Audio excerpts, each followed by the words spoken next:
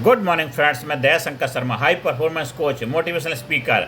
आज जिस विषय को आपके सामने लेकर के आए हैं, एक जीवित इंसान को स्वर्ग में जीना है, मरने के बाद तो सभी को स्वर्गवासी कहा जाता है। ये वाक्य, ये जो शब्द है, अपने भीतर जीवन की सच्चाई, जीवन दर्शन और आत्मिक चेतना को समेटे हुए। मेरे भाइयों बहनों, जीवित रहते स्वर्ग में जीना ही असली जीवन है। हम सब ने यह वाक्य हजारों बार सुना है। अमुक व्यक्ति का निधन हो गया, वह अब स्वर्गवासी हो गए हैं। लेकिन क्या कभी सोचा है कि स्वर्ग आखिर कहाँ है? क्या स्वर्ग केवल मरने के बाद मिलता है, या इंसान जीवित रहते हुए भी अपने जीवन को स्वर्ग बना सकता है? मित्रों, सच्चाई यही है कि मरने के बाद तो हर किसी को स्वर्गवासी कह दिया जाता है, कह दिया जाएगा। लेकिन असली वीर वही है, असली योद्धा वही है, असली इंसान वही है जो जीवित रहते हुए स्वर्ग का अनुभव करे और दूसरों को भी कराए, खुद भी करे और दूसरों को कराए। वही है असली स्वर्ग जैसा जीवन जीना। अब स्वर्ग की परिभाषा क्या है समझते हैं। स्वर्ग का मतलब कोई आकाशीय लोक नहीं है। स्वर्ग का असली अर्थ है सुख, शांति और आनंद की व्यवस्था, जहाँ मन में कोई भय न हो, ईर्ष्या न हो, द्वेष न हो। वही स्वर्ग है। जहाँ इंसान संतोष, प्रेम और करुणा में जी रहा हो, वही स्वर्ग है। गीता में कहा गया है, मनुष्य स्वयं अपने को ऊंचा उठा सकता है, स्वयं अपने को गिरा भी सकता है। यानी स्वर्ग और नरक दोनों इंसान के भीतर ही हैं। उदाहरण के लिए, अगर परिवार में प्रेम है, सहयोग है, सामंजस्य है, तो वही घर स्वर्ग है। अगर परिवार में झगड़े हैं, क्रोध है, ईर्ष्या है, तो वही घर नरक है। मेरे साथ यही स्वर्ग की परिभाषा है। आखिरकार मरने के बाद सब स्वर्गवासी क्यों कहलाते हैं? मेरे भाइयों बहनों, मरने के बाद तो सब स्वर्गवासी क्यों हो जाते हैं? क्योंकि हमारे समाज में परंपरा है कि किसी की मृत्यु के बाद उसे स्वर्गवासी कहा जाता है। ये हमारे समाज की परंपरा है, समाज के कल्चर है। क्योंकि मृत्यु के बाद व्यक्ति का अपमान न हो, उसका कोई इंसल्ट न करे, उसको कोई बुरा भला न कहे, इसलिए स्वर्गवासी कह दिया जाता है। यह मानता है कि आत्मा अमर है, अनंत है, परमात्मा के लोक में विलीन हो जाती है। लेकिन मित्रों, यह केवल सामाजिक शिष्टाचार है। वास्तविकता यह है कि स्वर्गवासी होने का महत्व जीवित रहते हुए स्वर्गीय जीवन जीने में है। अब जीवित रहते स्वर्ग कैसे बनाएं? जीवित रहते हुए अपने जीवन को स्वर्ग जैसा कैसे बनाएं? स्वर्ग कोई स्थान नहीं, बल्कि जीवन जीने का तरीका है। स्वर्ग कोई स्थान नहीं, बल्कि जीवन जीने का एक तरीका है, विज्ञान है, साइंस है।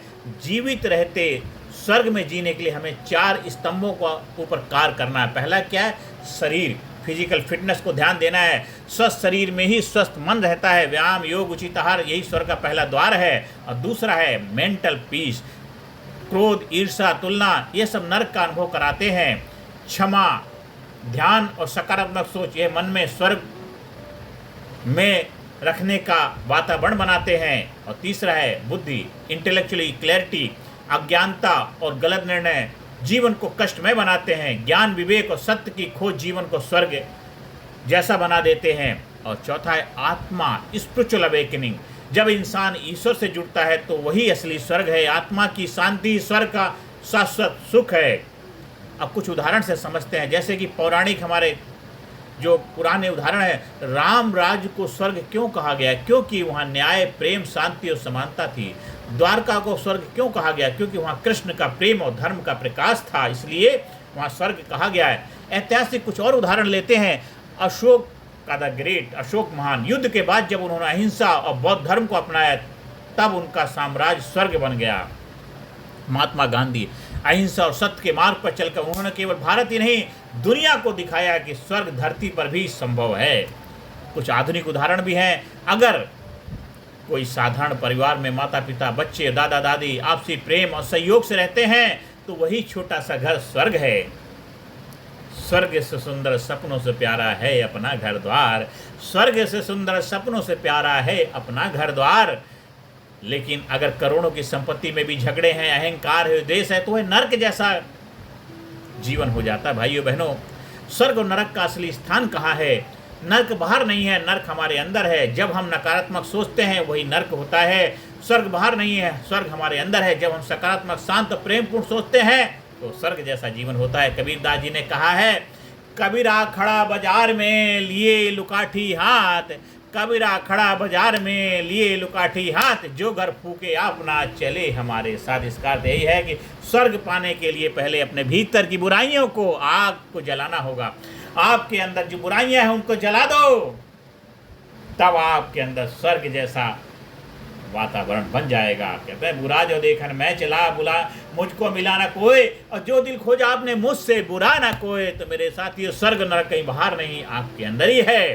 तो आज फैसला आपको लेना है कि आपको कौन सा जीवन जीना है।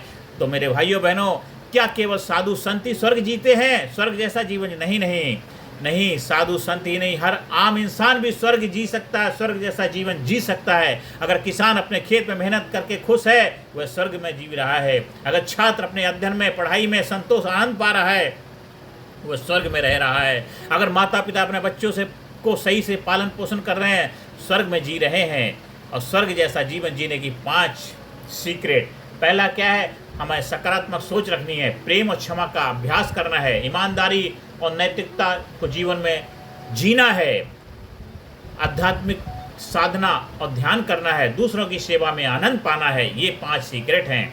और अंत में यही कहना चाहता हूँ भाई और बहनों, मृत्यु के बाद हमें कोई भी स्वर्गवासी कह देगा, लेकिन असली महानता इसमें है कि हम जीवित रहते हुए ही स्वर्गवासी कहलाएं। हमारा घर स्वर्ग बने, हमारा मन स्वर्ग बने, हमारा समाज स्वर्ग बने। और जब हम जीवित रहते हुए स्वर्ग में जीना सीख जाएंगे, तभी ये धरती भी स्वर्ग लोक बन जाएगी। और घर स्वर्ग से सुंदर, सपनों से प्यारा होगा अपना घर द्वार। हमें अपना जीवन ऐसे बनाना है। आओ हम सब मिलकर ये संकल्प लें। आओ सभी लोग मिलकर के संकल्प लें, प्रण लें कि मरने के बाद नहीं, जीते जी स्वर्ग में रहना है, जीते जी स्वर्गवासी बनना है। मेरे भाइयों बहनों, आप लोग जीवन में जीते जी स्वर्ग में रहें।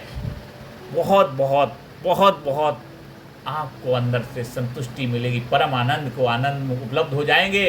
और ये धरती, ये धरा, ये पूरे यूनिवर्स, पूरी दुनिया स्वर्ग जैसी बन जाए। कितनी खुशहाली होगा, कैसा होगा वो दिन। तो शुरुआत अभी हमको सबको करनी है। आप इस वीडियो को ज़्यादा से ज़्यादा लोगों को शेयर करें, ज़्यादा से ज़्यादा लोगों को भेजें, ज़्यादा से ज़्यादा लोगों को सब्सक्राइब कराएं, ज़्यादा से ज़्यादा लोगों के जीवन में खुशियाँ लाने का माध्यम बने।